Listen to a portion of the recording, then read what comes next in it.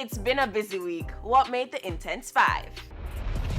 It's awful that we have to start off with sad news, but the body of little Kyle, who washed away during the heavy rains, was found. Condolences to his family. Justin Bieber and Hailey got married again. It's been a year since the first wedding. Maybe this will be a ritual. Famous actor Louis Ranking, aka Teddy Bruckshot, unfortunately died in a car accident in Toronto this week. He made such an impact. He will definitely be missed. Frederick Dacres cops the silver in Doha. Big up to you, sir. Congrats. And finally holding the spot this week, Mommy Rocket dominates Doha. It's a clean start. There's a roar from the crowd. Shelly-Ann Fraser-Price gets a good start. Dina Asher-Smith going well.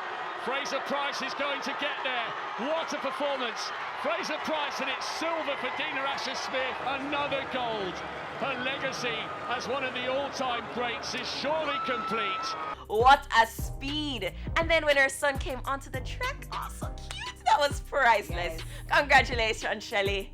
That's it for the Intense 5 tonight. Remember to follow us on IG at TVJ Intense.